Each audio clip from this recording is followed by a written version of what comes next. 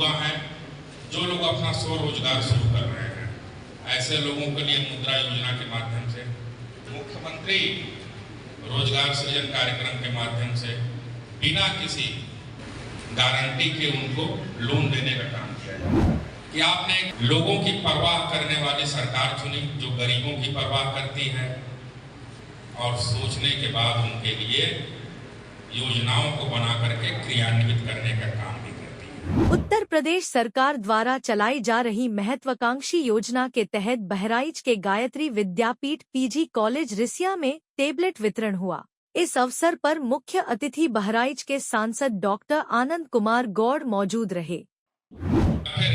आदरणीय योगी जी के नेतृत्व में उत्तर प्रदेश की सरकार युवाओं के लिए निरंतर विभिन्न योजनाओं के माध्यम से समय समय पर उनको सक्षम बनाने का, तकनीकी रूप से उनको कौशल विकास दिलाने का, उनके स्वरोजगार के लिए व्यवस्था कराने का, इन सारी दिशाओं में उनके लिए काम लगातार किया जा रहा है। बहुत सारे युवा हैं जो लोग अपना स्वरोजगार शुरू कर रहे हैं, ऐसे लोगों के लिए मुद्रा योजना के माध्यम से, प्रधानमंत्री रोजगार सृजन कार्यक्रम के माध्यम से, मुख्यमंत्री रोजगार सृजन कार्यक्रम के माध्यम से बिना किसी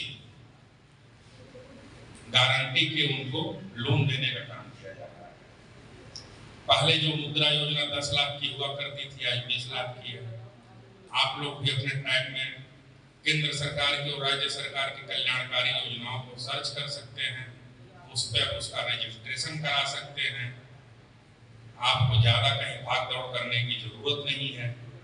संबंधित कार्यालय में जाकर के आप अपना पंजीकरण दिया हुआ नंबर दे करके आगे आप वहां पर अपना व्यवसाय शुरू कर सकते हैं, कोई रोजगार शुरू कर सकते हैं और स्वरोजगार शुरू करके आज बहराइच में बहुत सारे ऐसे युवा हैं कि जिन्होंने स्वयं तो अपनी आजीविका का माध्यम उसको बनाया है, लेकिन बहुत सारे लोगों को इसके माध्यम से रोजगार देने का भी काम किया।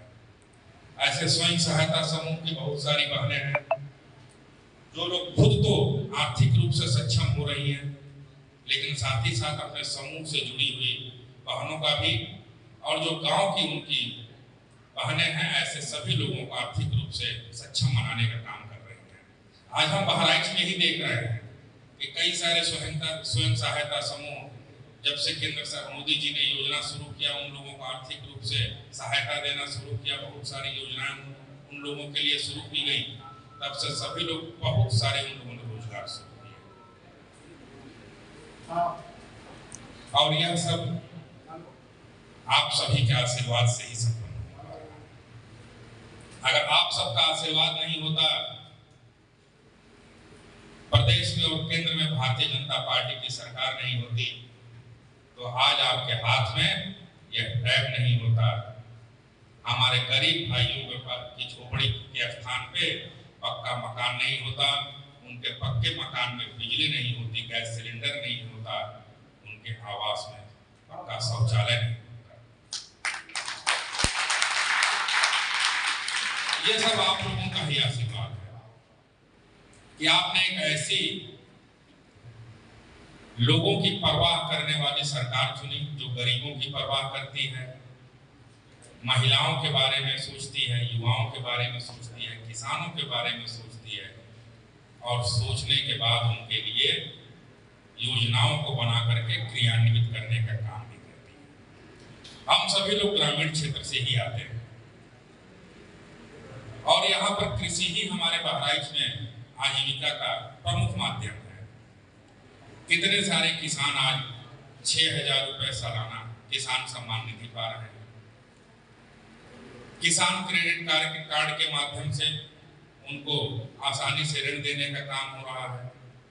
उन सभी लोगों का जनधन खाता खुलवा करके उनके अकाउंट में समय समय पर पेंशन भेजने का काम हो रहा है।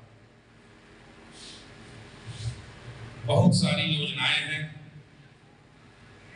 और सभी वर्गों के लिए है और सभी क्षेत्रों के लिए, और बिना किसी भेदभाव के सभी को देने का काम हो रहा है। क्योंकि हमारी नजर में गरीब का ना तो कोई जाति है ना कोई धर्म है।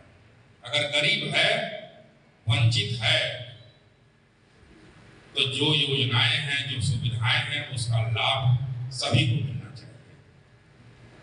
यह हमारी भारतीय जनता पार्टी की, माननीय नरेंद्र मोदी जी की, आदरणीय योगी आदित्यनाथ जी की ये सोच है। और इस सोच को लेकर के वो अंतिम पायदान पर खड़े व्यक्ति के उत्थान में निरंतर लगे हुए हैं। हर नागरिक का अपना दायित्व होता है।